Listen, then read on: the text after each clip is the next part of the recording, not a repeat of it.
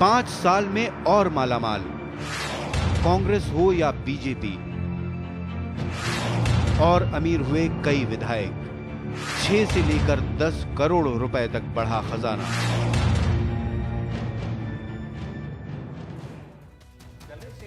नमस्कार, बड़ी खबर में अमीर होते विधायक। दिल्ली इलेक्शन वॉच और एसोसिएशन फॉर डेमोक्रेटिक रिफॉर्म्स ने 66 विधायकों के एफिडेविट्स का विश्लेषण किया है जो इस बार फिर से चुनाव लड़ने जा रहे हैं। इन 66 विधायकों की औसत संपत्ति 2008 में अगर 2,90,000 थी तो वो अब 10 करोड़ से ज्यादा हो गई है। यानी पिछले 5 सालों में 7.5 करोड़ की बढ़ोतरी हुई है। यानी 2008 से 2013 में 259% की बढ़ोतरी। कुछ की संपत्ति तो 17 गुना बढ़ गई है। बीजेपी के बिजवासन से चुनाव लड़ रहे सत्यप्रकाश राणा 6 करोड़ से 111 तक उनकी संपत्ति पहुंच गई, 1,652% बढ़ी। ओखला से कांग्रेस के आसिफ मोहम्मद खान की संपत्ति 1,634% बढ़ी है, पहले आरजेडी में थे।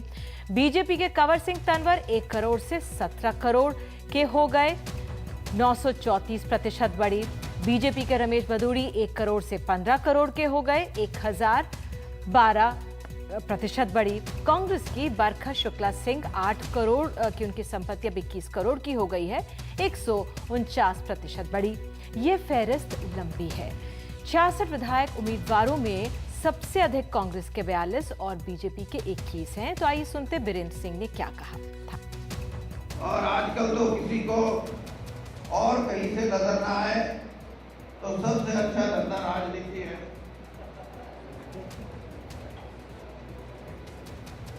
राजनीति में बिजनेस में फेल हो जाओ,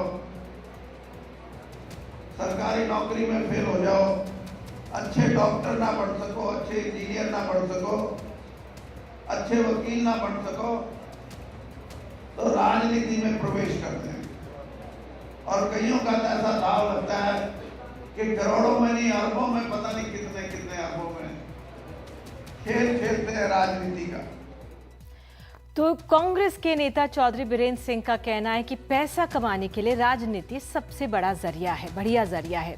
लेकिन दिल्ली सरकार के इकोनॉमिक सर्वे के अनुसार दिल्ली की प्रति व्यक्ति आय 5 साल में 100% बढ़ी है।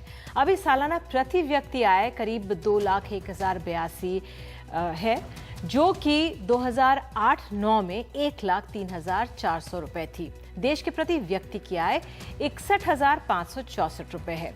तो नेता ही नहीं, 5 साल में सबकी आय ही नहीं, संपत्ति के दाम भी बढ़े हैं। लेकिन जब ये कई गुना बढ़ते हैं तो इस इजाफे को समझना जरूरी हो जाता है।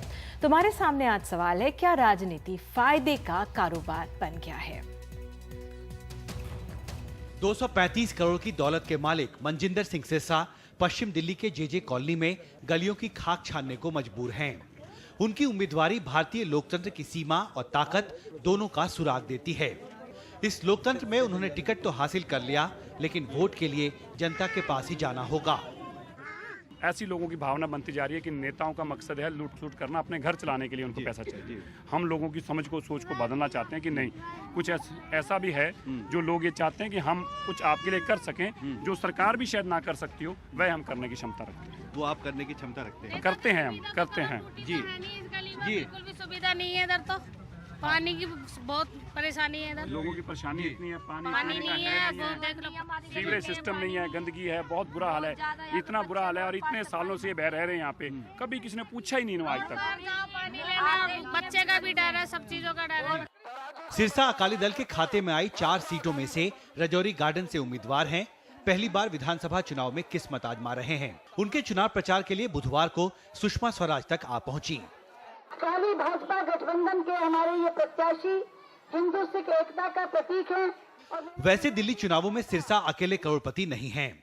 एडीआर इलेक्शन वॉच की ताजा रिपोर्ट के मुताबिक दिल्ली चुनावों में उतरे 796 उम्मीदवारों में से 33% यानी 265 करोड़पति हैं। इन उम्मीदवारों के पास औसत संपत्ति 3 करोड़ 43 लाख की है। उम्मीदवारों की स्टडी में सबसे बड़ी बात उन 66 नेताओं को लेकर है जो 2008 में विधायक बने और इस बार फिर चुनावी मैदान में हैं। जिन 66 विधायकों को दोबारा टिकट मिला है, उनकी औसत संपत्ति 2008 में 2 करोड़ 90 लाख थी, जो 2013 में बढ़कर 10 करोड़ 43 लाख हो गई है। यानी 5 साल में 250% से ज्यादा की बढ़ोतरी। इन आंकड़ों से साफ है कि पिछले 5 साल में राजनीति उनके लिए मुनाफे का सौदा साबित हुई है। दिल्ली से कैमरामैन बाला के साथ हिमांशु शेखर, एनडीटीवी।